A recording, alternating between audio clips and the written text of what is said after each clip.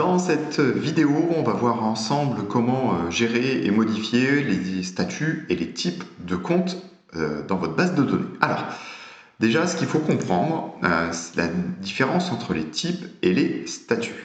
Alors, le statut, ça correspond, quand j'ouvre ma base de données avec les comptes et le contact, je vais retrouver au niveau des comptes différentes notions, ce que l'on appelle les statuts. Ce qu'il faut comprendre globalement, c'est un statut, c'est quel est mon niveau de relation que j'ai avec ces entreprises. Donc ça va être, par exemple, là moi j'ai mis dans ma base de données client, prospect qualifié, prospect, revendeur, apporteur d'affaires, concurrent. Donc c'est une première segmentation qui va me permettre comme ça d'aller chercher dans ma base de données très rapidement mes clients, mes prospects, ainsi de suite. La notion de type de compte, à la différence, c'est de se dire, par exemple, dans mes clients, je vais avoir différents types de comptes. Donc voilà, là c'est la colonne. Et dans ces types de comptes, qui sont des clients, je vais avoir des industriels, des entreprises, des distributeurs. Donc là, c'est quel est le type de compte. Donc ça peut être du professionnel ou du particulier, par exemple. C'est souvent un paramétrage en standard quand vous faites votre onboarding dans Cobane. Mais ça peut être également de dire, finalement, les particuliers, vous n'en traitez pas, on va le supprimer. Et on va éclater la notion de professionnel en sous-type de compte.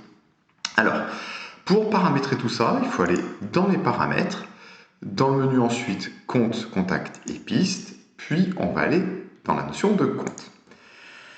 Donc là, on arrive déjà, le premier onglet, sur la notion des statuts de compte. Donc là, on retrouve tous les statuts existants qui sont dans la base de données.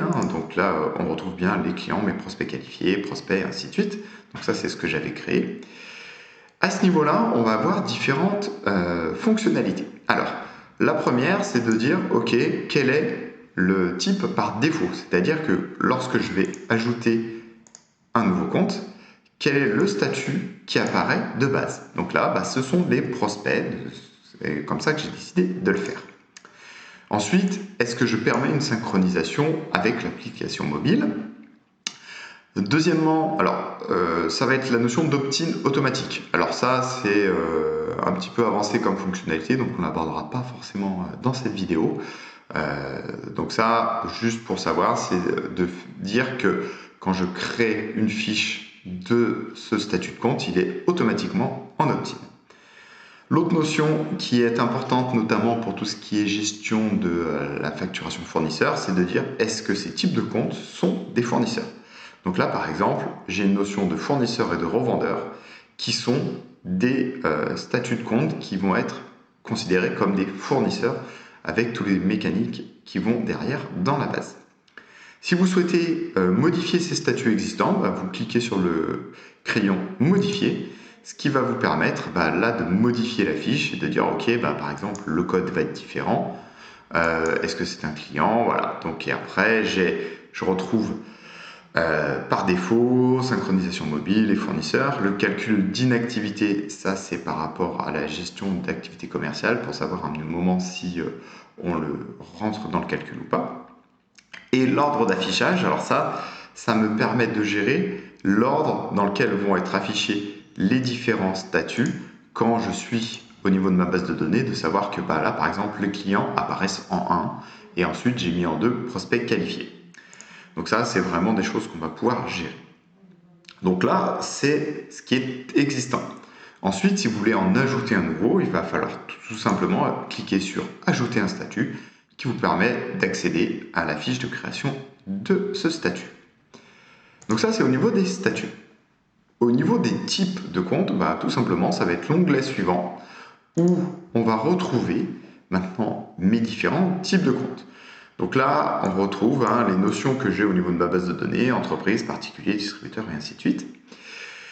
Et j'ai également différentes options. Donc le par défaut, comme on l'a vu tout à l'heure, c'est de savoir ce qui est proposé par défaut. Est-ce que c'est une personne physique? Donc ça, c'est de se dire, est-ce que ces types de comptes sont des personnes physiques ou non?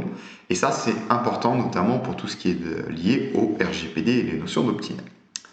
J'ai la possibilité de gérer si ça donne un numéro ou pas à mes documents, donc devis, bon de commande, BL ou facture. Je peux également gérer une devise partie particulière sur ces types de comptes. Donc là, ils sont tous en euros, mais je pourrais avoir d'autres monnaies potentiellement. Et est-ce que les calculs sont basés sur le TTC, notamment pour les notions d'acompte. Donc est-ce que je me base sur le TTC pour calculer mon acompte ou pas? Également, je vais pouvoir modifier ces informations. Donc là, je peux modifier, notamment aller choisir une nouvelle devise si je le souhaitais. Et pour en ajouter un nouveau type de compte, il faut tout simplement cliquer sur le bouton et là aussi j'accède sur le formulaire de création d'un type de compte. Voilà tout ce que vous aviez à savoir sur les notions de statut et de type. On va rapidement également aller voir la notion de personnalisation et déclencheur. Donc là, les personnalisations de compte, ça vous permet de gérer les notions de champs et de champs complémentaires que vous allez ajouter au niveau de base de données. Et les déclencheurs, ce sont les déclencheurs que vous allez mettre dans votre base. Par exemple, quand vous créez un nouveau type de compte professionnel, et ça lance un scénario de marketing automatisé. Et voilà pour cette vidéo.